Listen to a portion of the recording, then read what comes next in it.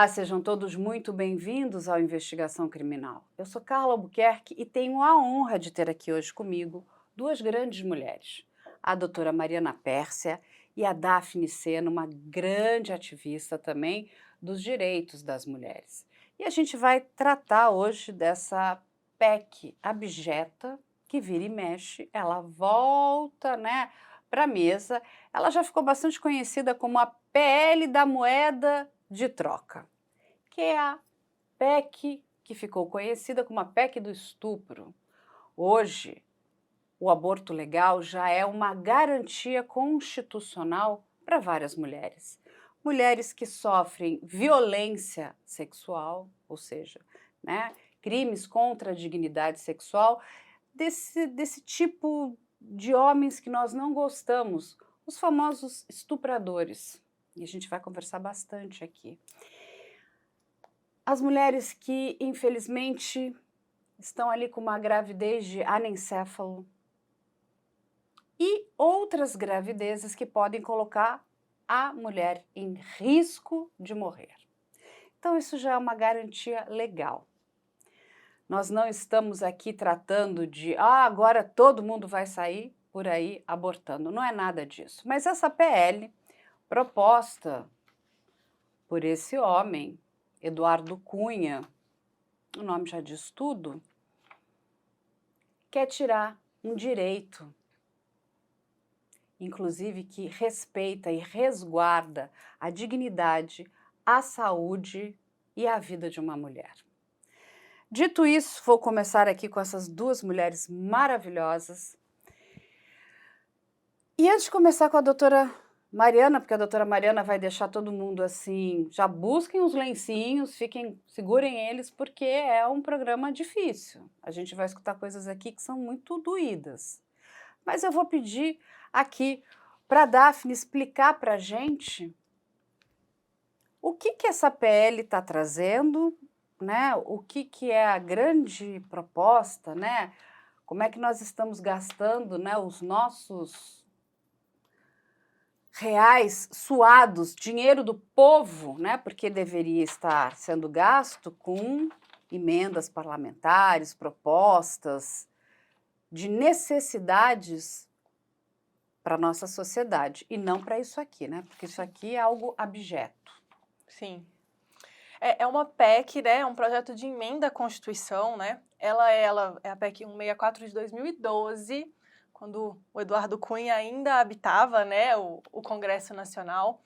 E ela parece uma coisa simples, ela não ocupa nenhuma página, mas ela é devastadora, Ela faz uma alteração de 3, 4 palavras ali no artigo 5º da Constituição, que é o famoso artigo 5º dos direitos individuais fundamentais, e lá fala, que todo mundo, tem direito à vida protegida, ele coloca ali entre vírgulas, desde a sua concepção. Quando ele coloca isso, quando esse absurdo é colocado na Constituição, ele simplesmente mata todos os direitos reprodutivos, sexuais das mulheres, conquistados a duras penas por muita luta das mulheres desde 1940, que é quando data o Código Penal, e tem lá as nossas 3 hipóteses, que você falou, as 3 hipóteses de aborto legal, que não foram colocadas lá como um presente para as mulheres, foi fruto de muita luta. E quando ele coloca isso, que na verdade é uma proposta de mudança de como a gente enxerga juridicamente a vida no Brasil, e isso vai ter implicações, possivelmente até no direito civil, etc. Quando ele coloca isso, ele ataca, e assim, ele não faz questão, na justificativa dessa proposta, ele não faz questão de escrever nenhum parágrafo, eles só jogam esse espantalho que sempre é jogado, de que a vida precisa de ser protegida desde a concepção, não fala mais nada. E essa PEC, esse projeto de emenda constitucional, ela aparece desde 2012 para afrontar as mulheres, para colocar em risco o direito das mulheres, sempre que o país está passando por alguma mudança, algum momento mais conturbado da política, ela surge, né?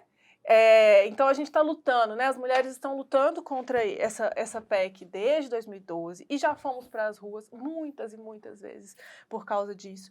Agora, né, desde os últimos ataques, a gente vem, né, com o nome que você falou, né?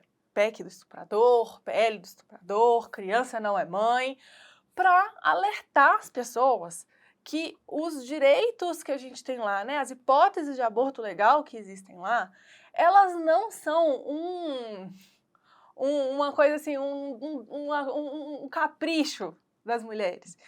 Ela é extremamente necessária para a proteção de mulheres e meninas que sofrem violência e depois não tem para quem recorrer. Quando a gente colocar na Constituição, se for colocado na Constituição, que a vida precisa ser protegida a partir da sua concepção, a gente acaba com a chance de meninas que sofrem violência sexual e muitas vezes nem sabem que sofreram ali naquele momento, delas terem um atendimento adequado, da gente poder ensinar para essas meninas a reconhecerem quando elas forem violentadas.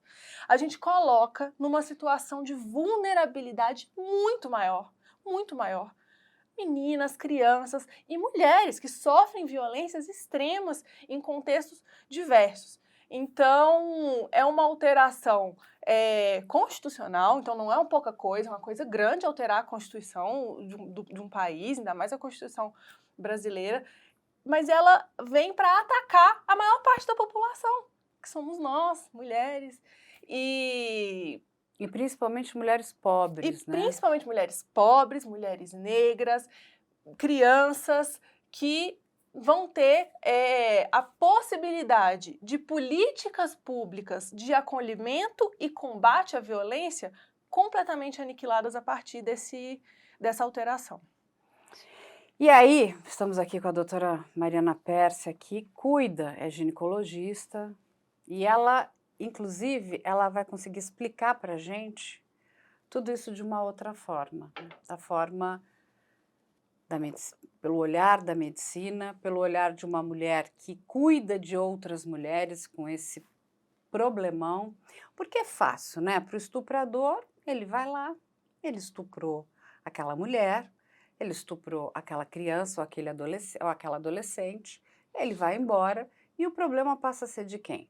Daquela mulher. E ela que lide com esse problema, o que não é fácil por si só. A pessoa que passou por uma agressão, né, contra a sua dignidade sexual já é triste demais. Aí você ainda tem um resultado que não é algo que você quer, não é algo planejado. Hoje, uma das coisas mais importantes é a questão do planejamento familiar. Um filho, ele é muito importante, Sim. mas ele precisa ser querido, planejado, pensado, porque ele é para a vida toda. A gente não está falando de uma boneca que eu não quero mais, eu jogo fora. A gente está falando de algo que é para a vida toda, a gente está falando de um ser humano. Este é o primeiro caso. Aí a gente vai ter um outro caso que são essas questões gravíssimas de anencefalia, que não há o que fazer, porque a doutora vai explicar para a gente. Alguém consegue sobreviver? Não. E aí temos um outro problema que é muito grave, que é quando a gravidez significa um risco para a vida daquela mulher, ou seja, ela pode ser levada à morte. São esses 3 pontos extremamente importantes. Como é que ele lidar com essas vítimas? Porque são 3 casos diferentes, mas são 3 casos extremamente importantes. Sim. Veja bem, o que acontece é assim, no Brasil, né, quando a gente fala em aborto, muitas vezes assusta as pessoas, né? Ah, mas a gente tem que proteger a vida, é claro que a gente tem que proteger a vida, acho que todas nós aqui partimos desse princípio, na realidade, Sim, né? sempre. Especialmente quando a gente está falando do campo da saúde, a gente está ali para proteger a vida. Acontece que quando você está diante de uma situação onde aquela mulher tem uma gravidez forçada, né?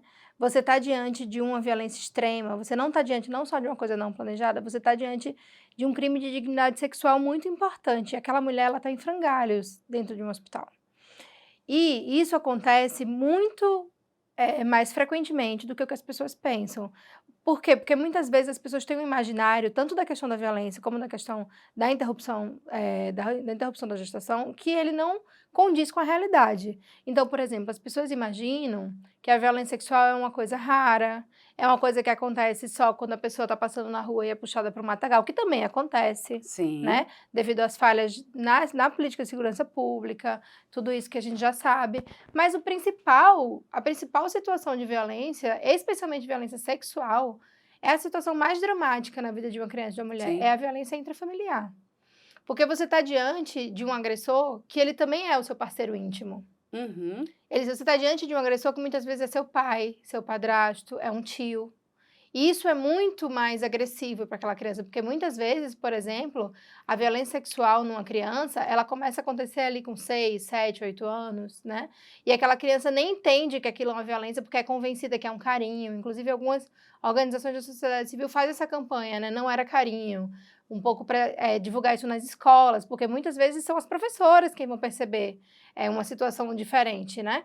Então, aquela criança cresce com aquilo como uma atitude, muitas vezes, da pessoa que deveria ser o seu cuidador, e quando ela menstrua, aí ela engravida. Ela não, porque muitas vezes ela nem sabe que é uma gravidez, então essas gravidez chegam de uma maneira tardia, no hospital. Esses dias a gente atendeu uma criança no lugar que eu trabalho, que é uma referência em aborto legal, que ela só descobriu que estava grávida porque começou a sofrer bullying na escola, que estava sendo chamada de gorda. E ela estava grávida. De muito tempo, exatamente. E Tadinha. não percebia, né? E era uma situação intrafamiliar, como a maioria das vezes era. Então, quando a gente fala, é preciso que a gente olhe para a epidemiologia, né? Às vezes é chato, parece números, mas são pessoas. Aqueles números são pessoas. Então, hoje, a gente vive uma epidemia de violência sexual no nosso país. Sim. E, na verdade, mesmo o aborto legal, que está dentro desses 3 permissivos legais que você já explicou, né? Que são chamados excludentes de licitude, eles são muito pouco acessados no nosso país. Então, a gente tem um número que é do Fórum de Segurança Pública, que eu vinha conversando antes.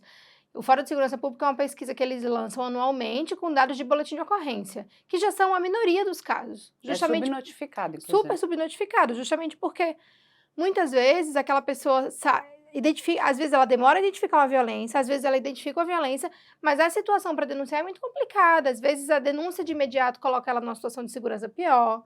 Às vezes você está diante de uma região onde a pessoa é muito vulnerável, onde é alguém ligado, por exemplo, ao tráfico. Como é que você denuncia? Então, assim, por isso que o acolhimento na saúde ele tem que ser separado da denúncia. Claro que a gente entende a importância do boletim de ocorrência, da denúncia, mas isso não pode atrasar de maneira nenhuma ou submeter o acolhimento que é preciso ser feito no campo da saúde, né? Então, esse número já é um número bastante subnotificado e é altíssimo. A gente tem hoje 88 mil estupros por ano só de boletim de ocorrência. Desses casos, cerca de 56% são de crianças menores de 13 anos. Sim, sabemos disso. Então, esse número é assustador. E quando você vê os números de aborto legal de crianças dessa idade, são baixíssimos. Você tem menos de 200 interrupções por ano de crianças abaixo de 14 anos. No Brasil, o número total de abortos legais chega a mais ou menos a 2 mil por ano. É muito baixo diante do que você tem de demanda das pessoas que são violentadas e engravidam, que são cerca ali de 7 a 15%, vamos botar ali uma média de 10%, em grande parte, inclusive, por uma leitura jurídica, que volta-se na PEC, de que esse direito ele é constituído como uma exceção, como excludente de ilicitude. Então, por exemplo, quando você tinha ali na década de 40, no Código Penal, esses excludentes de ilicitude, né, que davam acesso ao aborto decorrente de estupro e por risco de morte, você tinha isso como exceções. Por quê? Porque eles estavam dentro da coisa do crime contra a honra. Uhum. Então, você tinha a coisa extremamente esdrúxula de que se um estuprador casasse com a vítima, até 2009, se eu não me engano, a vítima perdia o acesso, perdia o direito à interrupção e ele não era mais incriminado como estuprador nessa situação. Isso só muda depois, quando passa a ser entendido que a violência sexual é um crime contra a dignidade da pessoa. Você ali passa a enxergar uma pessoa, porque existe uma pessoa. A mulher é uma pessoa, ela não é uma incubadora. Ela não é uma pessoa que tem que ser convencida a aguentar mais um pouquinho para ter aquele bebê e dar para alguém. Ela é uma pessoa com vontade própria, com muito sofrimento. É muito sofrido você atender uma vítima de violência sexual. Elas passam por marcas psicológicas, físicas, marcas na sua sexualidade, no seu desenvolvimento sexual, né? E isso não pode ser que, além disso, a gente ainda vá colocar mais uma barreira com essa PEC de que ela seja forçada a manter uma gravidez decorrente de um estupro. E não é só isso, né, doutora? Quando a gente para pensar na gravidez, ela é uma transformação no corpo de uma mulher. Exatamente. E assim, em todos os sentidos. A gente fala, ai, que coisa linda, tá grávida. A pessoa que já, né, esteve grávida, é muito bonito no começo, mas a gente sabe que você passa mal, você fica enjoada, o seu peso aumenta, você vai ter muita dificuldade, às vezes, para dormir, enfim, tem Sim. várias questões. Mas você está num momento divino, porque você quer aquele Você tá filho, ou desejando, né? aquela filha, aí você está pensando como você vai montar o quarto, você vai fazer planos, olha, né, eu quero fazer isso para o meu filho, aquilo. Você tá plena, você está cheia né, de amor para dar. Agora, você imagina uma mulher que não deseja aquilo. Aí tem a mudança inteira do seu corpo. Ela não quer aquilo. Aquilo enfim, é uma invasão, porque alguém invadiu o corpo daquela mulher, sem a permissão daquela mulher, e deixa ali um presente que ela não pediu. E na grande maioria das vezes, esses homens, né, esses estupradores, vão embora. O problema é daquela mulher, ela que viva com aquilo. Sim. E a gente ainda vem com essa falácia, não, depois você coloca para adoção. Isso é uma outra questão que assim, é muito individual. Claro. A pessoa pode querer, sim, a gente tem que respeitar que ela queira continuar com aquela gravidez e coloque para adoção. E a gente respeita aí todas as religiões, muitas pessoas vão tomar essa decisão, enfim, em relação à religião que elas seguem ali, mas a gente sabe também que o número, né, de crianças, né, que são deixadas para adoção é altíssimo. Sim. E essas crianças estão aí. Nem todas são adotadas. E depois de um determinado tempo, mais difícil fica ainda para que aquela criança seja adotada. Né? Até porque o processo de adoção no nosso país não é algo rápido. Eu entendo toda a burocracia, porque, enfim, o nosso sistema tem que ter certeza de que aquela criança está indo para um lar ainda seguro, que ela não vai ser maltratada, né? Porque, enfim, aquela criança já passou por muitas questões. Então, nada disso é olhado. Sim. Sabe? Nada disso é olhado. E é tão engraçado que essas pessoas que votam, né, que se colocam a favor dessa emenda constitucional, também não estão preocupadas com a criança. Nunca estiveram. Nunca estiveram. Nunca estiveram, porque assim, a gente sabe também, e eu vou pedir até para a doutora explicar para a gente aqui, que quando você está gestando uma criança, a gente tem uma troca muito grande ali, de tudo, de afeto, de amor, de carinho. Você imagina, aí você não quer aquilo. Tem até uma troca, assim, a grande maioria dessas mulheres não vai fazer o pré-natal da maneira adequada, ela tem raiva daquilo, ela se sente destruída. Então, assim, é todo um movimento que deixa de ser virtuoso para ser vicioso, né? É uma coisa, ela não vê aquilo como uma coisa boa, ela fala assim, quando é que isso aqui sai de dentro de mim? Que é mais ou menos isso. Agora, você imagina para essa criança que você está ali gestando, e vamos deixar claro aqui, porque essa questão, né, o que é vida, né? Eu entendo que a vida é tudo aquilo que quando ele pode viver sem depender do teu corpo, porque tudo aquilo que depende do teu corpo ainda não é vida, né? Ele depende de você. Que é mais ou menos o entendimento jurídico não é? Que existe, então, né? que existe, que Então, estão tentando reformar, né? Um feto de 2 meses, de 3 meses, consegue viver? Não, não consegue. A doutora pode explicar aqui pra gente. Sim. E tem crianças que nascem até prematuras, com 7 meses, 5 meses, e conseguem até sobreviver se tiver lá todo um aparato, né, de muita estrutura clínica, hospitalar para sobreviver. Mas não consegue. Então, assim, que vida é? A vida é uma vida que depende de você, ou seja, dos teus nutrientes, da tua circulação, da tua oxigenação, tudo depende de você. E assim, é 100% você. E vou mais além. Quando a gente está falando de crianças, a gente está carimbando essas crianças para o resto da vida. A sua vida acabou. Para eu poder colocar uma no mundo, eu vou acabar com a vida da outra. Porque acaba, né, gente? Sim, Desde evasão quando escolar. uma criança de 12, 13, 14, 15, 16 anos pode ser mãe? Nem com 18, 19, não, né? É muito nova. Muito difícil, né? Aí Porque que vem assim, é uma falácia, né? Tipo, é muito fácil para o o homem, né? embate, Porque né? o homem sai, ele vai embora, bate a porta e vai embora. Sim. Aí fica a coitada da mulher lá, aqui nesse caso não é nem uma mulher, é uma criança, né? Quem que vai cuidar? Aí vai ser quem? A mãe a mãe da criança, que é a avó, né? Ou a bisavó. Porque esse é o ciclo, né? Do horror que as mulheres Exato. têm que viver. E não fora é que, isso? assim, essa coisa da concepção de vida, né? Isso é muito diverso, né? Isso é uma concepção que pode ser filosófica, pode ser médica, pode ser jurídica, né? Então, a gente não pode se basear nisso para a nossa Constituição, assim. Inclusive, existem ganhos jurídicos já anteriores, como a DI 3510, né? Que é onde você tem a interpretação do STF do direito à vida dessa maneira como você explicou, né? E que entende que não é um direito à vida desde a Constituição. Por quê? Porque, inclusive, se você for partir desse entendimento, você vai atacar outros direitos também, Sim. como pesquisa de células-troncos, como fertilização in vitro, né? Congelamento de óvulos, que hoje é uma tecnologia que muitas mulheres conseguem lançar mão, ainda muito focada numa bolha da elite, né? Mas é uma tecnologia que vai ser importante para muitas mulheres. Então, isso tudo é atacado. Assim como você também você começa a questionar e você vai entrar numa questão aí do direito à herança, né? Porque se você e aí, É uma todos grande aqueles questão. embriões que estão congelados vão ter direito à herança?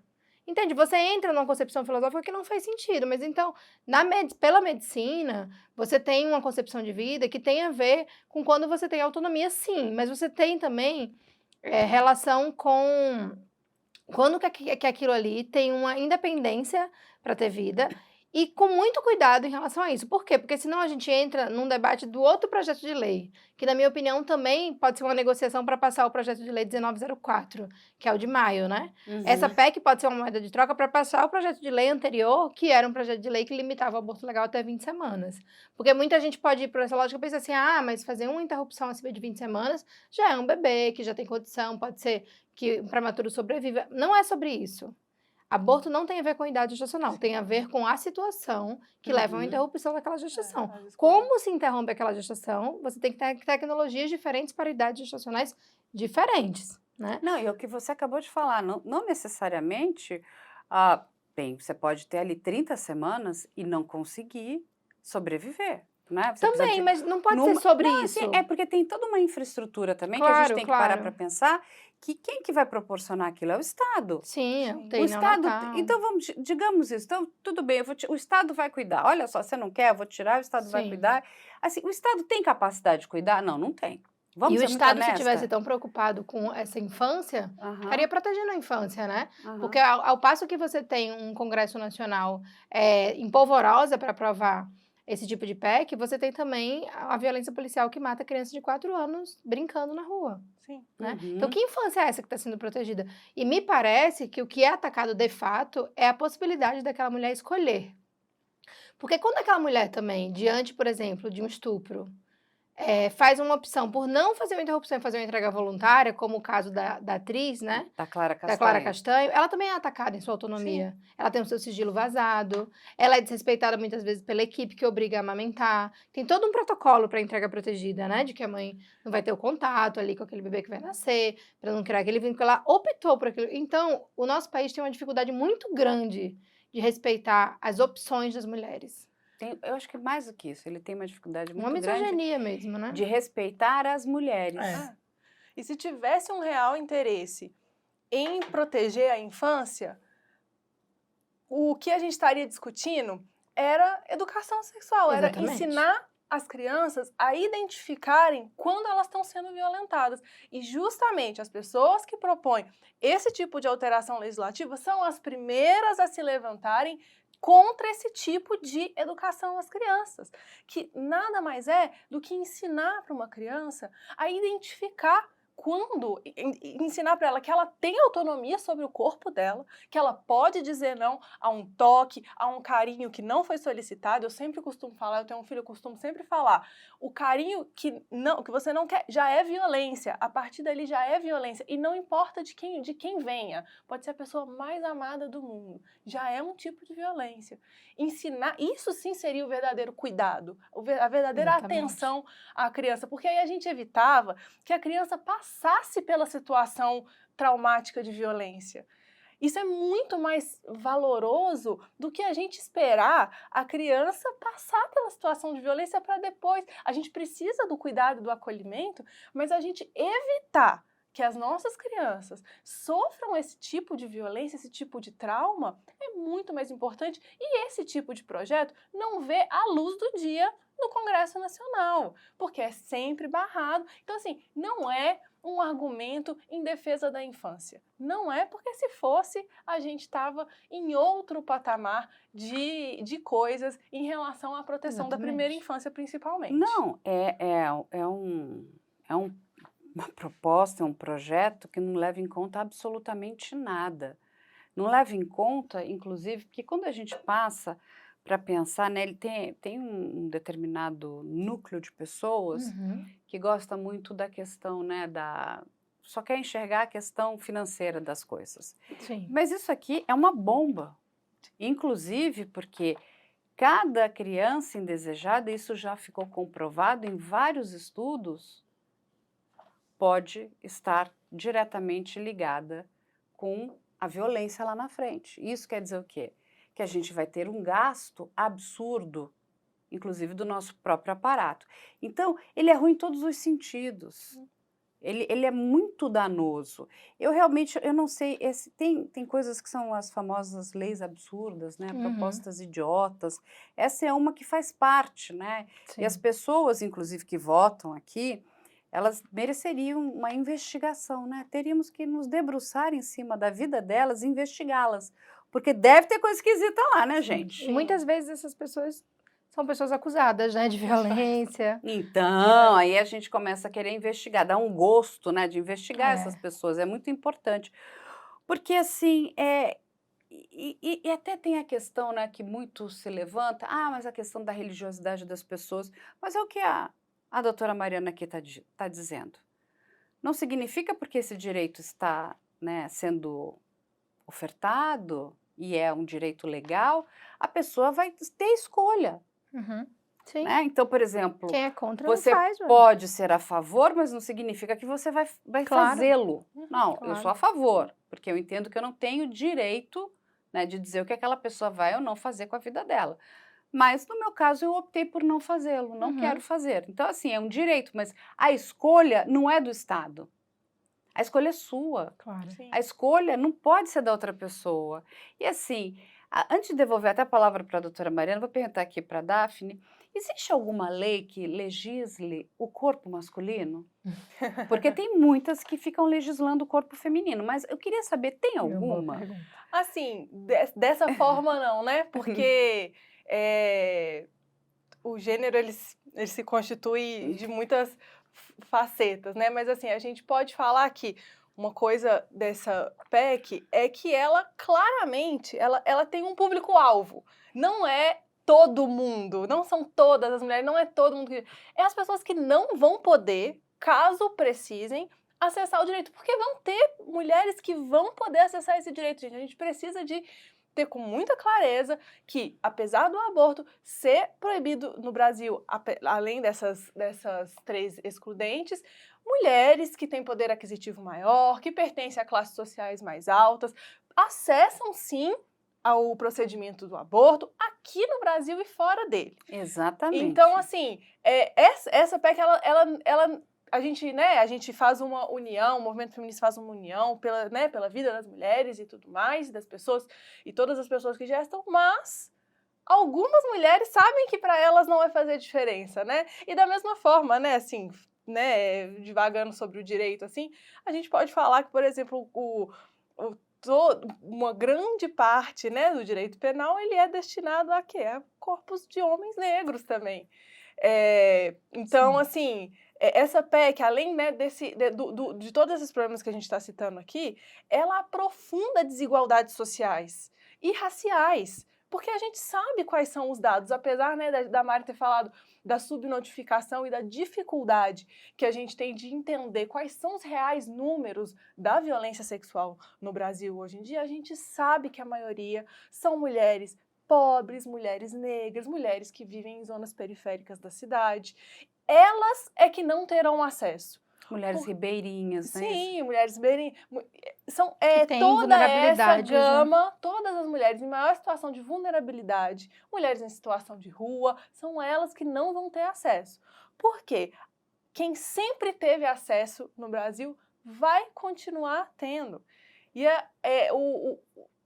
isso é o mais agravante de tudo, porque a verdade é que o direito ao aborto legal hoje no Brasil, ele é praticamente impedido na prática. Sim. As pessoas que buscam o aborto legal, apesar de estarem completamente cobertas, amparadas pela lei, elas não conseguem acessar porque os governos não provêm esse serviço para elas. A gente tem aqui em São Paulo, por exemplo, a maior cidade do país, e um único serviço de abortamento legal da cidade de estágio avançado da gestação, ou seja, um serviço que atendia, em sua massiva maioria, meninas vítimas de violência sexual que custaram a entender sequer que estavam grávidas, ele foi fechado. Que é o Vila Nova Cachoeirinha. O Vila Nova Cachoeirinha. Ele foi fechado e, para além disso, profissionais que trabalhavam no serviço começaram a sofrer perseguição. Gente, profissionais que usavam da sua formação e do seu juramento médico para ajudar meninas que sofreram estupro e começaram a ser perseguidos. Esses profissionais? O Conselho Profissional. Oh, o CRM? Uhum. Jura? Com auxílio, com o aval e auxílio da Prefeitura Mas de aí São a Paulo. gente Sim, também a está Prefeitura de São precisando Paulo. investigar o CRM, não Claro. é? A gente fez isso estamos, né? Mas A precisa bancada- investigar, denunciar, sabe? A gente Sim. precisa mostrar, A porque bancada fez Nós uma nós fizemos, inclusive, denúncia internacional à ONU. Uhum. À Corte Internacional de Direitos Humanos. Que é uma Fizemos violação, tudo isso. Mas, Daphne, a gente precisa mostrar isso para a sociedade, porque assim, não Estamos- adianta a gente chegar e se horrorizar. Nossa, olha o número de crianças estupradas, olha que triste, essas crianças estão sendo, né, violentadas e muitas delas acabam mortas, inclusive a doutora Sim. pode explicar, porque, né, a violência é tamanha que aquele corpinho não aguenta. Aí todo mundo se choca, né? Porque se tem Sim. uma coisa que une todas as pessoas é o crime, gente. E assim, aí não adianta a gente ficar todo mundo, olha gente, que coisa triste. A gente precisa, é uma questão de prevenção. Isso aqui ajuda a prevenir o horror final, que é a morte de uma menina, não é? O feminicídio, que é a morte dessa mulher. Então, assim, são muitos os problemas, mas a gente coloca tudo para debaixo do pano. Gente, o mínimo, educação sexual é assim, é o básico do básico. Tinha que ter desde que a criança entrou lá na creche, Claro, na tem escolinha. diferentes formas de educação E sexual. você tem maneiras, né? Você tem a pedagogia, claro. vai ensinar, olha, com o pequenininho tem que falar desse jeito, com o maiorzinho de outro, com o adolescente é outra conversa. E o que essa gente toda tenta criar uma narrativa, né? Mas eu te garanto que a nossa narrativa é melhor que a deles, porque nós somos bons. As histórias que eles criam são ficções muito mal feitas, dizendo que a escola vai ensinar a criança a fazer sexo. Gente, pelo amor de Deus, não é? Não faz nenhum E eu vou sentido. mais além, sabe? A gente que lida aqui com vários crimes, não precisa ensinar nada. Vou te falar, dependendo da idade, eles sabem mais do que a gente. Sabem onde achar. Sim. Porque não tem nenhuma... Não, é verdade. E não vão tem... fazendo as coisas sem proteção, né? não tem a Porque não proteção, orientação. porque vira um mito dentro de casa, não vamos Sim. falar sobre isso, porque se a gente não falar, então vai que não acontece, né? A gente fala, ai, não vai acontecer. Não, se você não fala, ele vai procurar. Tudo que é proibido é mais gostoso. Agora, quando você está ali instruindo, explicando, mostrando os perigos, aí ele presta atenção, porque você está cuidando. Hoje, essas crianças não são cuidadas. Sim. Quem cuida das crianças é isso aqui. E aqui tem tudo, viu, gente? Tem a É. pior educação sexual do mundo. Com certeza. Eles vão achar tudo aqui no tablet, no computador.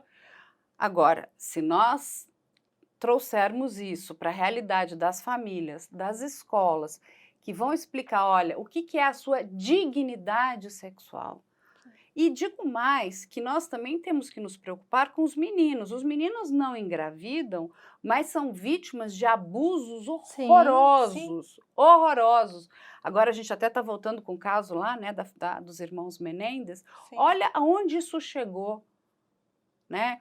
E você precisou de 35 anos para entender que, apesar deles terem cometido um crime gravíssimo, que é o homicídio dos pais, eles também foram vítimas de um De crime violência, né? horroroso. E toda vez que a gente esconde ou não protege, né, essas pessoas, a gente silencia esses meninos, a gente está protegendo quem? O seu abusador, Com certeza. o seu agressor. Sim. Então, tudo isso é muito triste. O menino não engravida, mas ele também passa por violência. E como que a gente vai diminuir os índices de violência sexual no nosso país se a gente não conversar com as próximas gerações sobre consentimento?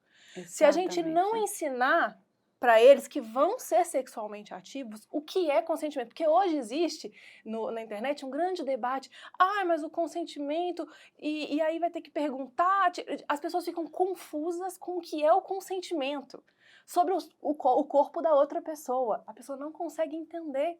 Então como que a gente vai diminuir esses índices, combater isso politicamente, se a gente não ensinar a pessoa a identificar quando ela não tem um consentimento?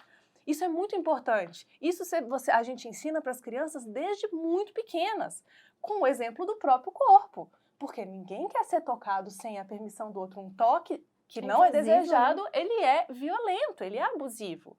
Então, a gente precisa de ensinar consentimento desde muito novo. Assim, e se isso não é política pública, se isso fica nas costas de uma ou outra família fazer, a gente nunca vai sair do quadro epidêmico que a gente está hoje. Você tem toda a razão. A questão do consentimento, se nós tivéssemos isso de forma muito clara, nós não estaríamos vivendo e olhando, não só essa situação, né, muitas doutora outras.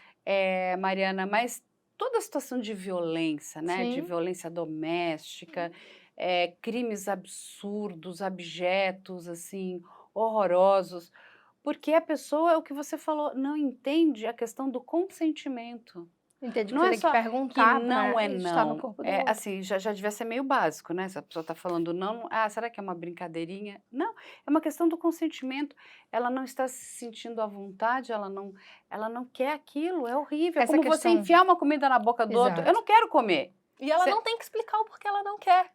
Ou porque ela já comeu demais, ou porque ela está sem fome, ou porque ela não gosta da comida, porque ela não gostou do cheiro, porque ela está se sentindo mal. As razões são as mais diversas. Ela não quer comer. Você vai, mas não é? Você imagina na questão sexual. Né? Eu vou forçar uma pessoa? E assim, tanto identificar o que é consentimento, como também identificar situações onde a pessoa não tem condição de dar consentimento, né? Que é um caso muito prevalente de violência sexual também. Menor de 14 anos não consente sexo, não gente. Consente sexo. As pessoas, mas a criança engravidou do namoradinho que ela queria. Isso não existe. O estupro presumido também advém do mesmo entendimento dos crimes contra a dignidade sexual. Ou então uma situação, por exemplo, que a pessoa está num estado de libação alcoólica, que ela não tem condição de consentir, né? Então, às vezes também caso do Robinho, né? Exatamente. Eu acho que eu gosto, claro, a premissa do não é não, ela é importante, mas ela cria também uma situação das pessoas terem um imaginário que a vítima de violência sexual sempre é aquela vítima que precisa ter reagido. E a maior parte da reação das mulheres que sofrem violência sexual não é necessariamente dizer não, é ficar paralisada. Especialmente se você está diante de uma violência intrafamiliar. Porque a sua primeira ação é não acreditar que você está passando por aquilo. Então você fica paralisada. Por isso que eu gosto, inclusive, mais de uma outra premissa que é usada, inclusive na Espanha, né? Que é só o sim é sim. Sim. Só o sim é sim. Eu quero, né? Ela pede, eu quero. Ela pede, ou ela dá um consentimento não verbal. Entendendo que menor de 14 não consente nada, isso é estupro de vulnerável, se for isso pego, vulnerável. Querido, a pena é bem alta. Então, se uma criança chegou para você e falou, eu quero, você sai correndo, vai pelo outro lado. Você explica. A velocidade da luz. Aquilo, exatamente. Então, assim, muitas vezes as vítimas de violência sexual vão estar num estado que não conseguem consentir, seja pela infância, seja pelo estado de consciência, né? E às vezes é isso, o consentimento, ele nem sempre é verbal. Ele pode ser não verbal. Então, assim, você tá tendo uma relação com a pessoa ela vai reagir a um carinho de um jeito positivo, né? Claro, Aqui eu não estou tratando de crianças, né? Sim. De uma pessoa Adultos, adulta, com com- consciência, são- que tá... Exatamente. A pessoa pode dar um consentimento não verbal, porque senão entra nessa coisa de, mas eu vou ter que ficar perguntando toda hora. Você sabe quando a pessoa quer e você pode perguntar se você tiver dúvida. Qual que é o problema de perguntar? Olha, eu posso fazer tal coisa? Eu posso... E a pessoa pode dizer sim, né? E também a pessoa pode mudar de ideia, que isso é uma coisa... No meio, né? No Quantas meio, vezes? claro. Não quero mais, não me senti confortável, não quero mais. Pode ter surgido um gatilho ali. Ou pode ser tido, por exemplo, você pode ter feito um tipo de consentimento diante de um acordo específico, como, por exemplo, um outro crime, que muitas vezes as mulheres têm muita dificuldade de acesso ao aborto legal, que é a retirada de preservativo sem o consentimento. Você fez um acordo que era de ter uma relação sexual com o uso do preservativo. No meio da relação sexual, aquela pessoa tirou o preservativo sem o seu consentimento. Não Muitas quer. vezes, inclusive, Sem você nem perceber. sem você perceber, muitas mulheres, inclusive, chegam nos pronto-socorros, às vezes no dia seguinte com a camisinha lá dentro, e ela nem sabia que o cara tirou, né? Claro, acidentes podem acontecer, não tô falando disso, eu tô falando de uma retirada proposital, às vezes até com o intuito de engravidar aquela pessoa. Como eu já vi, por exemplo, casos no hospital de parceiros, ex-parceiros que não aceitavam o término de uma relação, fizeram uma violência sexual e, de propósito, às vezes a pessoa tem uma recaída do relacionamento, mas de propósito a pessoa retirou o preservativo para prender aquela mulher a um relacionamento e para engravidar. Ou situações, por exemplo, de parceiros que acompanham aplicativos de menstruação e fazem uma violência sexual na data fértil daquela pessoa, Gente, que para engravidar. absurdo. para usar a gravidez como uma tortura para aquela mulher. E é uma tortura. Uma Sim. gravidez decorrente de uma violência sexual é uma gravidez forçada, né? Isso é uma tortura. Você manter uma gravidez diante de uma situação assim é uma tortura. Assim como é uma tortura você ter a questão dos outros excludentes de licitude. Porque, por exemplo, quando você tem uma gestante que está gestante e descobre uma anencefalia, né? Que é uma doença ali que você pode descobrir, ter um diagnóstico ali mais ou menos a partir da 12ª semana, ou descobre um outro tipo de incompatibilidade com a vida, ou ela tem uma doença pré-existente e essa doença se agrava e ela tem um risco de morte, muitas vezes ela tem uma gestação desejada e aquilo é um sofrimento para ela. Inclusive, se você fizer essa interrupção antes para preservar aquela vida, né, ou para dar a ela uma nova chance de engravidar diante de uma gestação viável, você está fazendo um procedimento mais seguro, porque o aborto ele é um procedimento seguro e quanto antes for feito, ele é mais seguro. E você dá uma nova chance para aquela pessoa, você fazer aquela pessoa manter aquilo diante de uma gestação que ela desejou, planejou, inclusive, e não deu certo, também é uma tortura. Aquela pessoa ainda tem que passar por uma peregrinação de serviço. Hoje, a Daphne começou a falar, mas a gente tem no nosso país menos de 4% dos municípios que concentram mais de 90% dos procedimentos de aborto legal. Você tem um vazio assistencial enorme do Brasil. Então, eu trabalho aqui no centro de São Paulo, a gente recebe gente do Brasil inteiro, do estado inteiro, porque viajam horas e horas para chegar no serviço, porque na sua cidade não tem. E muitas vezes vão bater com a porta na cara de um serviço de outro. Mulheres, por exemplo, que vão bater lá no Cachoeirinha até hoje, e eles fazem um acolhimento, porque mantém uma equipe extremamente competente, mas que não conseguem mais fazer porque a prefeitura não deixa. E essas mulheres, além do sofrimento que elas levam, elas ainda têm que gastar dinheiro, que muitas vezes não tem. A maioria das vezes. A maioria das vezes não tem. Muitas vezes passa fome nos serviços, que chegam, vão peregrinar. Então, assim, tem detalhes de vulnerabilidade que você só vê quando você está diante de uma mulher dessa. Então, uma pessoa que diz que o aborto vai virar método contraceptivo não conhece nada da realidade das mulheres. É verdade, não conhece mesmo, Nada. doutora.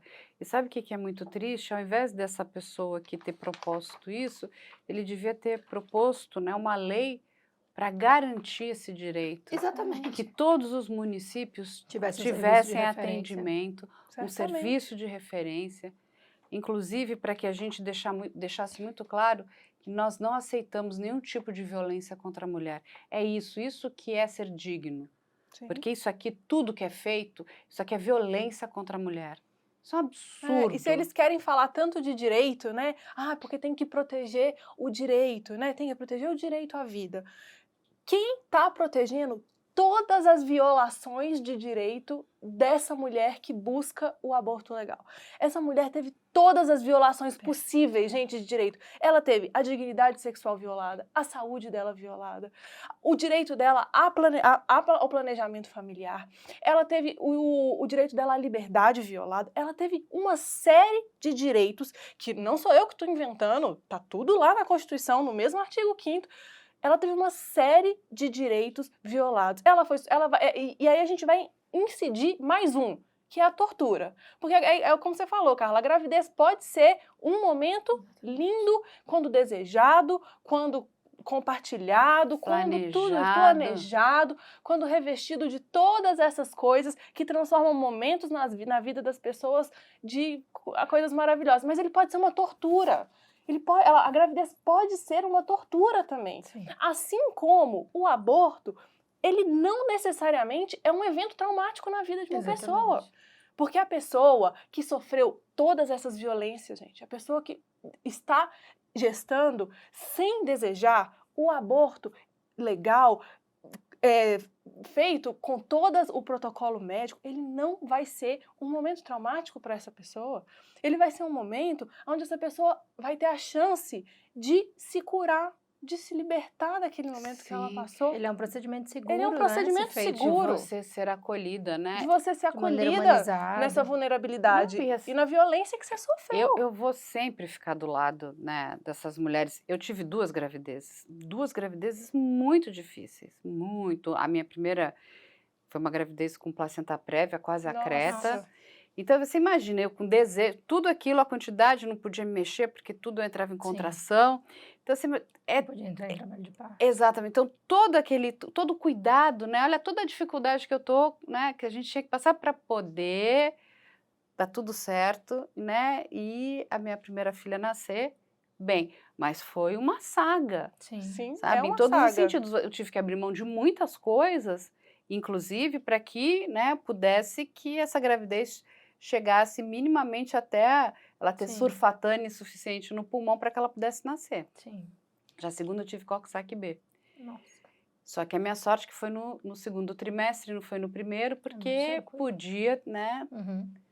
Eu tive um descolamento placentário Então, olha só, também. olha a quantidade de problemas que diante de um desejo, né? Um desejo, tudo planejado, assim, com aquele amor maravilhoso de família, marido, sabe, todo mundo. E, de repente, você se vê nessa situação que você precisa de muitos cuidados, não só a mulher grávida, mas a criança também, que está ali sendo gestada. Agora, você imagina isso sem o desejo, sem o querer. É tortura, não tem outra palavra. A palavra é tortura. A gente...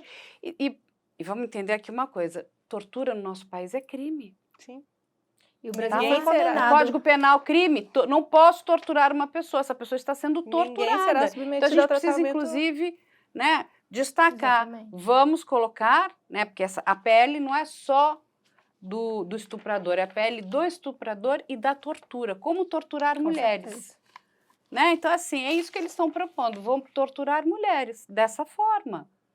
É muito triste. E como triste também que o nosso isso. corpo, voltando um pouco ao que Daphne trouxe no começo, você também trouxe no começo da pele da moeda de troca, né? Como que o nosso corpo vira moeda de troca, né? Porque a gente está diante de um assunto que é extremamente sério, que a gente poderia ter uma série de políticas públicas para controlar a violência, passando por educação sexual, por um atendimento humanizado, garantido em todos os municípios, pelo menos nas capitais, porque nem isso, nos nossos países, né? Uma assistência devida. Em vez disso, você tem uma PEC que a gente sabe que pode ser que não passe, provavelmente não vai para o plenário mais esse ano, que pode ser usada como moeda de troca para atacar algum outro direito, né? Não, mas a gente vira o quê, né? A gente vira isso, né? Moeda. Vira moeda de troca, quando a gente está precisando de moeda um monte de política troca. Pública. E para que as pessoas entendam, isso aqui muito que entrou, né? Passar aqui rapidamente, porque temos uma outra pele, que é a pele das praias, né? Então é isso. Então, quero aprovar uma, então assim, não, mas essa pele também não pode, então a gente coloca essa aqui de novo. É isso, gente.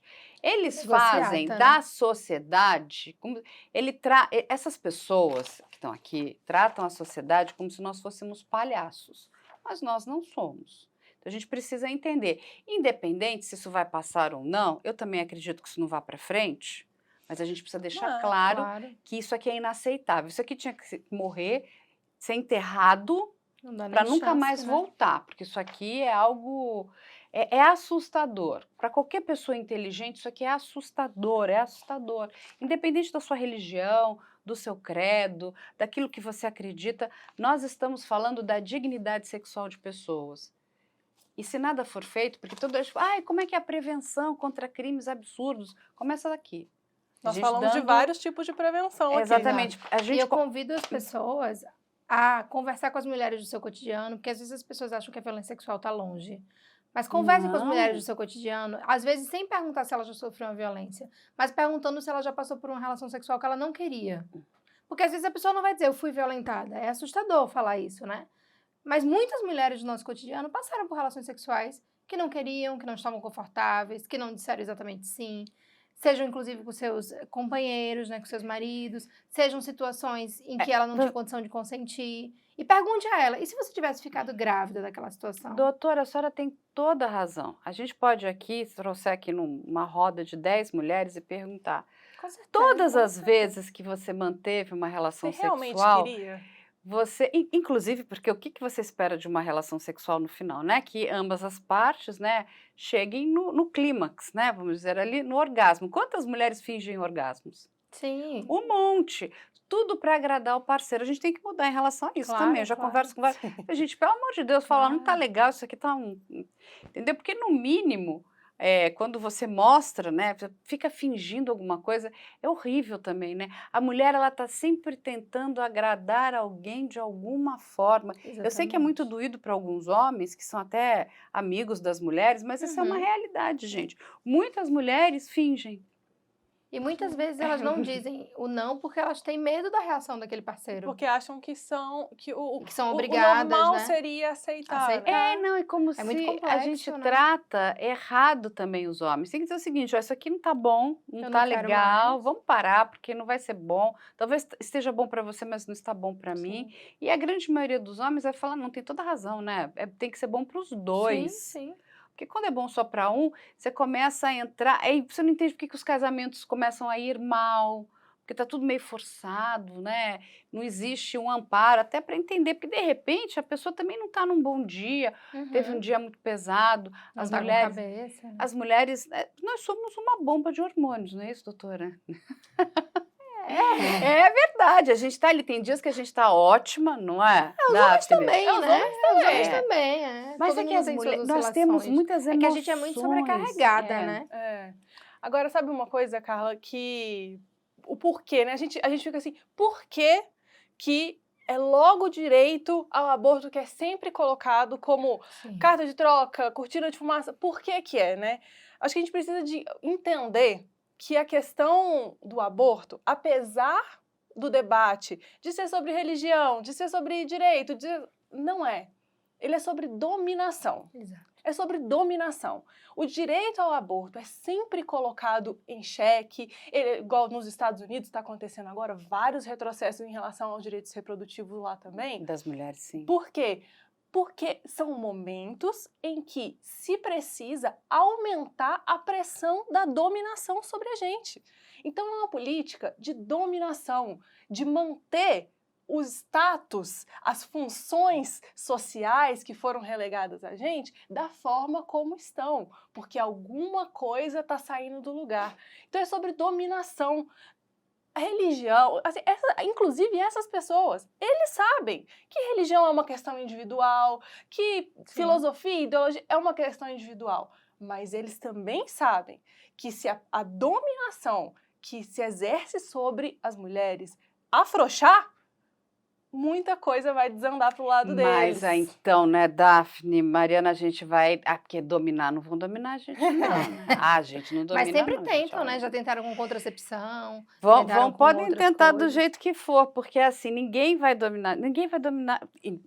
Eu sempre digo, né, que eu sempre vou estar muito atenta e eu tenho um olhar muito preocupado com vítimas, né? Como que a gente pode ajudar? Eu faço um monte de trabalhos voluntários, mas dominar a mulher, meus queridos, isso não vai acontecer. Não vai rolar, com a gente aqui não. O que acaba acontecendo, no caso do aborto, é que como as mulheres não se deixam ser dominadas, e o aborto segue sendo, muitas vezes, uma necessidade reprodutiva, né, por uma falha de uma contracepção, por uma violência sexual, as mulheres fazem abortos, independente da legislação. O que acontece quando ele é mais restritivo, e a Organização Mundial de Saúde já deixou isso muito claro, é que ele é feito em condições mais inseguras. É isso que acontece. E Afeta o corpo de mulheres mais vulneráveis.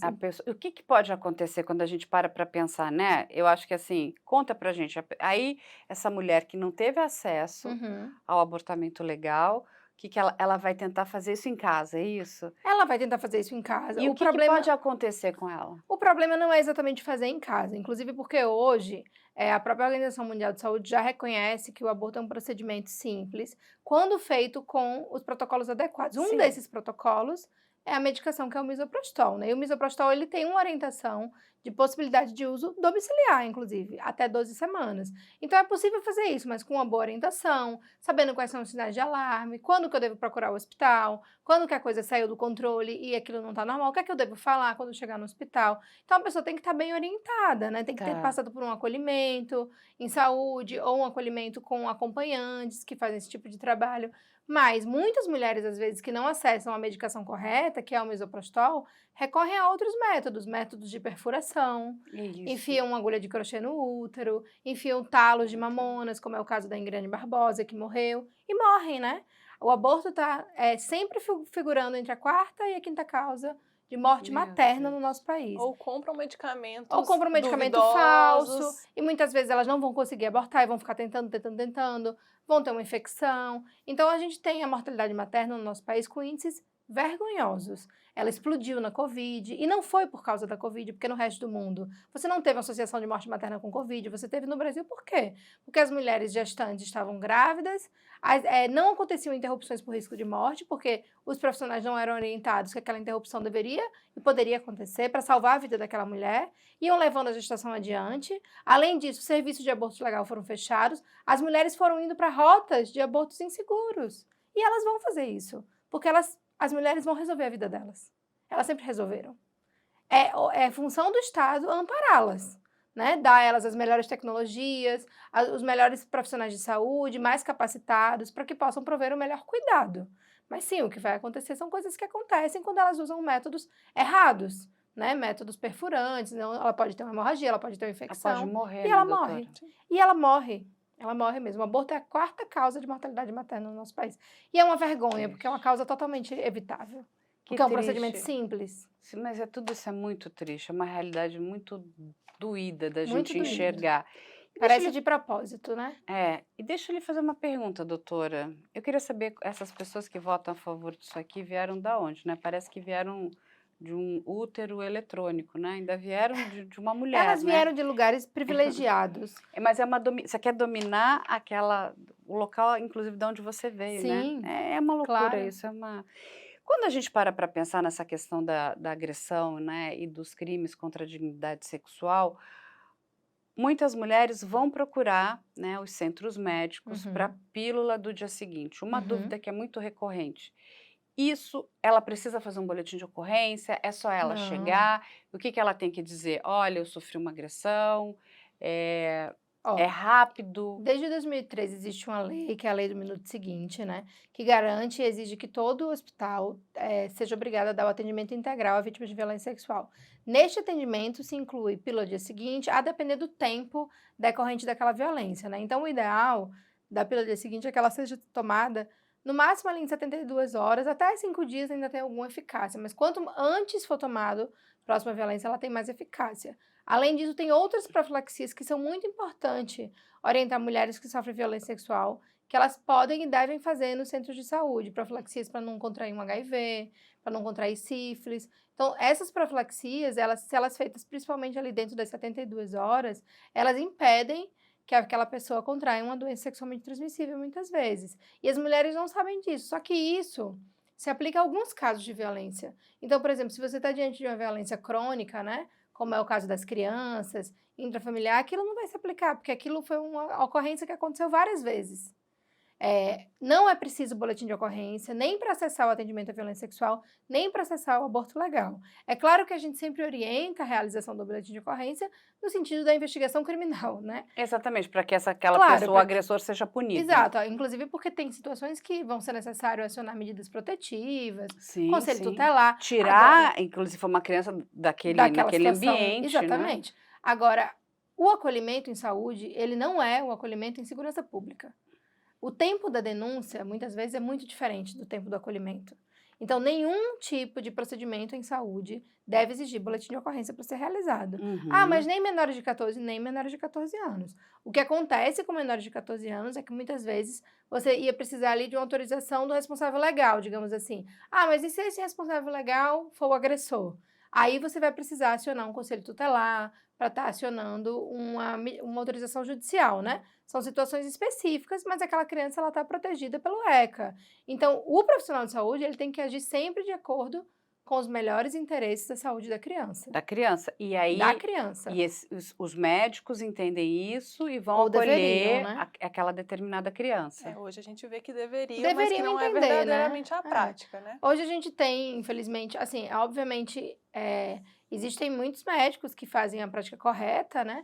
Mas a gente tem uma categoria profissional muito contaminada por uma ideologia conservadora, em certo sentido. Isso é refletido no Conselho Federal de Medicina, é refletido no Conselho Regional de Medicina, tanto que perseguiu médicos que estavam oferecendo a melhor assistência a crianças, como a Daphne bem falou, no caso do voltou a perseguir Cachoeirinha, né? recentemente Voltou e a teve que perseguir. devolver prontuários por Doutora determinação do Mariana STF. e Daphne, vamos atrás dessas vamos investigar essas pessoas. Eu sempre digo Nós assim, olha, temos feito deve isso. trazer material bom, a gente está aqui, O estamos aqui para STF isso. também está fazendo O isso, né? Acabou de chamar recentemente o conselho teve que Pra devolver investigar. prontuários, porque eles recolheram prontuários De alguns de alguns hospitais de abortamento Gente, legal. isso é um absurdo. É quebra de sigilo, né? E eles entendem que não é quebra de sigilo, porque eles são um conselho, mas não é assim, né? Não é assim que funciona, né? A paciente, você imagina, a paciente foi violentada, ela teve sua dignidade violada, aí ela teve uma gestação decorrente de estupro, ela passou por um abortamento, que é um procedimento que, apesar de seguro, pode ser custoso emocionalmente para algumas pessoas. Sim, e Aí ela ainda tem que ser alvo de uma investigação. Faz sentido isso? Nenhum, é porque, de novo, a gente está aqui protegendo quem? O agressor, o estuprador. E dizendo sempre que a mulher é uma mentirosa, né? A quem interessa proteger um criminoso, um estuprador? Eu só entendo Sim. assim, só interessa se aquela pessoa, quem está protegendo também está ligado a algum desses crimes, não é? Claro. Então a gente tem que olhar muito bem, porque eu vou proteger um estuprador? Eu vou fazer a vítima passar por esse inferno, revitimização, Exatamente. adoecimento de saúde mental, porque a gente sabe que muitas dessas pessoas que sofrem esse tipo de violência passam anos em tratamento. Sim. A saúde mental não é só corporal, é a Claro. mental. Ela fica em frangalhos. Eu já entrevistei aqui muitas mulheres. É de chorar. E ela tem sua palavra o tempo todo duvidada, né? Que é uma coisa muito comum. Sim. A mulher, muitas vezes as pessoas falam assim, ela inventou. Por que a pessoa ia inventar que foi violentada, gente? É uma exposição, você vai passar por o tempo todo você vai ser duvidada. O que você ganha com isso? Na nossa sociedade absolutamente nada, porque Pelo contrário, né? Você é estigmatizada. Infelizmente, a nossa sociedade não acolhe as vítimas. Exatamente. Nós não temos políticas públicas sérias para Não. acolher E o vítimas, que não falta proteger dado. vítimas. Não falta dado. Por exemplo, aqui na Câmara Municipal de São Paulo, ocorreu, né, encerrou no ano passado, a CPI do assédio sexual, né, da violência contra a mulher, que produziu, né, que a bancada feminista foi a relatora, que produziu um relatório enorme de diversos tipos de violência que as mulheres sofrem em São Paulo, dentro do transporte, dentro das unidades de saúde, produziu um relatório enorme sobre isso, muito detalhado, muito bem feito, que está à disposição da prefeitura. E o que foi feito a partir disso?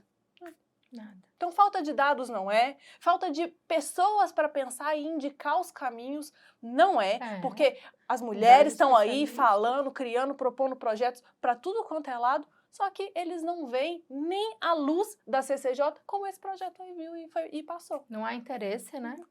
Não, mas a gente precisa, o que a gente faz? A gente mostra. Mostra. Eu lembro que quando nós começamos aqui, né, e foi em 2023, a trazer a questão desses crimes de estupro virtual, todo mundo fala, mas isso existe? E como, né? Então, assim, como daí... Ainda mais com criança. E muito, viu? É assim, é de você perder fé na humanidade. As coisas que eu vi, assim, que chegaram de denúncia, de, sei lá, ficar dias mal com o que você vê, muito mal. E demorou, mas a gente está vendo luz no fundo do túnel, né? ah, infelizmente, né, essas pessoas que não entenderam que elas não podem fazer isso, continuam fazendo, estão sendo detidas, ou presas, ou apreendidas. É muito duro, né, ver uma pessoa tão jovem indo para o sistema prisional. Quando ele tem Claro. menos de 18, ele vai para a Fundação Casa, que é o nosso sistema prisional e ponto, né. Mas olha só o tamanho do problema, porque a gente está olhando aqui, né, a questão desse estupro, mas a gente já está vivendo outro tipo de estupro, que é o estupro virtual também, né. Então olha como é a questão da dignidade dessas meninas, Sim. adolescentes, é gravíssimo, é seríssimo, né. Muitas meninas acabam cometendo autoextermínio, porque Uhum. não sabem o que fazer, não sabem ver solução, não Não tem ajuda na escola, não tem ajuda em em casa, casa, né? não tem medo, vivem em pânico, pânico, porque é isso que elas têm, e a gente está fazendo o quê? Nada? Aí está preocupado com isso aqui? Pelo amor de Deus, né, A isso gente aqui é uma tem que se defender vergonha. de uma coisa tão óbvia, né? Que é um Óbvio. direito constituído há quase 80 Mas anos, mais olha, de eu 80 quero dizer anos. para vocês 2 que vocês podem contar com a gente, Que bom. porque Obrigada, Carla. sempre, aonde a gente entender que tem vítima, e a gente vai estar junto, porque ninguém vai calar uma vítima, sabe, ninguém vai colocar terror na vida de uma vítima, a gente vai estar lá, né. Eles podem fazer a confusão que eles querem e a gente faz a do nosso lado aqui, no sentido, só que a gente não faz confusão, a gente traz luz para o problema, Sim, mostra, né, a o que está perspectiva da vítima, né? acontecendo, e exatamente, nós estamos falando de seres humanos, Claro. são pessoas, né, são pessoas, não são receptáculos, não são, não sei o que que é aquilo, chocadeiras, não é isso, sabe, você transforma o corpo de uma mulher numa chocadeira, no corpo de uma criança numa chocadeira, parece até filme de ficção científica, né, Sim, Sim. coloca ela lá e bota para ter filho, sabe, é uma loucura isso, sim. é de horrorizar, é muito grave, é E muito acha que grave. aquilo não é traumático, né? Que ela pode aguentar É para a vida mais um inteira, né, e pouquinho. uma mulher traumatizada, ela também, de novo, se tudo é só, né, então a gente só pensar em números, ela vai gerar um custo muito alto também para a sociedade, no sentido de que ela vai precisar de muito apoio, de amparo, de assim, você não Sim. fez o que tinha que fazer aqui, você vai fazer 5, 6, 10 vezes, né, pagando mais caro, não só doendo no bolso, doendo em Uhum. tudo, na estrutura, porque a gente está tirando, né, está tirando a energia vital de uma mulher. E isso é tão negativo. Se essas pessoas fossem um pouquinho mais inteligentes, elas não faziam o que estão fazendo. Porque aí você transforma também a cabeça dessa mulher, né? Ela fica muito perturbada. Uhum. Eu já conversei com várias aqui também, que elas começam a não ver por que que eu vou viver. Estão fazendo tudo isso comigo. Então também se tornam pessoas muito Sim, deprimidas, tristes, né? deprimidas, o sofrimento vai transformando as pessoas. Então, assim, é desumano fazer tudo isso. É desumano não entender a dor de uma mulher. É desumano não entender a violência contra a dignidade sexual de uma mulher, de uma menina ou de uma adolescente. É desumano colocar a vida de uma mulher em risco. É desumano. É completamente desumano. Sim. Porque você só está pensando em quem? No agressor. Todo o resto é uma falácia, né? Porque, olha, coloca para adoção. Tem tanta criança para ser adotada, gente. Tem aí filas pedindo, pelo amor de Deus, eu queria ter uma família. E não É como tem. se tivesse uma falta disso, né? Mas Hum, é o que a Daphne falou, é sobre o controle dos nossos corpos, né? Não hum. é à toa que, por exemplo, o debate do aborto, ele avança em vários países do sul global, por exemplo, né? A maior parte da Europa você tem o aborto legalizado. Não é sobre ser um país religioso. Não tem a ver com isso. É sobre controle de natalidade, reprodução de mão de obra, da população, fazer as mulheres não poderem optar. É Uhum. sobre a economia do aborto clandestino, que existe Que existe. centenas de E é clínicas no real e Brasil, né? Que estão E é ganhando o muito terceiro, dinheiro, né? muito muito. dinheiro, né? E, como eu falei, existem médicos que são totalmente contrários, mas que na clandestinidade fazem, cobram muito caro, lidam com o desespero dessas mulheres que vão procurar. Quanto custa o desespero, Quanto né? custa o desespero e quem lucra com o desespero, né? Por que É. que você não traz aquilo para dentro do A sistema, economia para do desespero. segurança? A economia do desespero existe, né? Como existe no tráfico, como existe em outras coisas também, né? Então, o Uhum. Estado que encara aquilo e traz para si, ele também encara que ele não pode mais controlar aqueles corpos. E isso não vai acontecer, assim, isso é muito difícil de acontecer. Quer dizer, isso vai, né, porque a gente se mobiliza, a gente não aceita esse controle, mas é preciso que a gente dê luz a esses dados que eles estão sempre escondidos e estão sempre colocando luz naquela vítima que não existe, duvidando da palavra da mulher, humilhando as mulheres. E a gente está aqui para dizer que a gente está ao lado Não. dessas mulheres Sim, e que isso não sempre. pode acontecer, né? Não, É uma coisa olha, muito básica que a gente está pedindo. doutora Mariana, parabéns pelo seu trabalho. É emocionante. Obrigada por você salvar tantas mulheres, porque o seu trabalho salva vidas. Todas nós. Não é? Não ele salva vidas. Você salva, você traz de volta a dignidade daquela mulher, daquela criança, daquela adolescente. Eu só posso lhe agradecer muito. Eu vou lhe dizer que o sentimento da maior parte das mulheres que conseguem fazer um aborto legal é de alívio. Então, você É de traz alívio, volta. porque Com certeza. elas se livram de uma tortura. Claro, de uma parte, né? Porque a violência sexual não deixou de existir. Ela vai precisar de tratamento Ela vai psicológico. para um segmento psicológico, muitas vezes é isso, mas ela se sente aliviada por ter se livrado daquela situação que ia prender ela o tempo todo a uma lembrança da violência. Teve um dia que eu atendi uma vítima de violência que, além de engravidar, ela contraiu HIV e a gente explicou para ela que ela ia ter que fazer um tratamento para o resto da vida. E ela disse: eu entendi que a doença hoje já não é a mesma coisa, que as pessoas conseguem viver com tratamento. Acho que isso é uma coisa muito importante também da gente não gerar esse preconceito, né, desfazer esse estigma. Mas todos os dias que eu tomar essa pílula, eu vou me lembrar do meu estupro. Que Isso ninguém vai triste. tirar dela, né? E aí, volta para o que a Daphne falou. Eu consigo fazer esse trabalho com uma equipe, isso é muito importante. É muito triste que equipes extremamente qualificadas, como as que tinham no Cachoeirinho, sejam desmontadas, mas também dá muita frustração porque a gente se vê enxugando gelo. Porque poderiam estar sendo feitas muito mais políticas para evitar a violência sexual, para que as pessoas tivessem acesso à contracepção, para que os meninos e as meninas fossem orientados o que é consentimento, para que você tivesse uma cultura do respeito, do consentimento, e não uma cultura do estupro. Então a gente se sente também frustrada enxugando gelo, né? Porque a gente sabe um monte de coisa que as meninas, como as meninas da bancada, estão aí propondo, como outros mandatos também progressivos propõem, e são totalmente ignoradas. Não, mas a gente vai ajudar. Daphne, seu trabalho é incrível também, de conscientizar, de trazer luz a esse grave problema. É muito triste essa realidade. É isso que empobrece o nosso país, né? Sim. Sabe, é uma pobreza de alma, sabe? Não é... É uma pobreza de alma. Uma pessoa que propõe isso e outros que votam, né? Enfim, aqueles que acham que isso é moeda de troca, sabe? Tanta coisa que nossos legisladores precisam se debruçar de forma séria. Nós estamos precisando de tantas coisas. A gente não precisa de atraso. A gente não precisa de mais violência, a gente não precisa de mais tortura, porque isso aqui é uma violência contra a mulher. Sim. Isso aqui também, essa proposta, ela devia se chamar Proposta de Violência contra a Mulher, porque isso aqui é uma violência. Sim. Ela é a PEC do estuprador, da tortura e da violência contra a mulher. Exatamente. Isso aqui, se as pessoas querem entender o que é violência, é isso aqui. Isso aqui é uma violência. Eu vou pacificar a violência contra a mulher. Sim.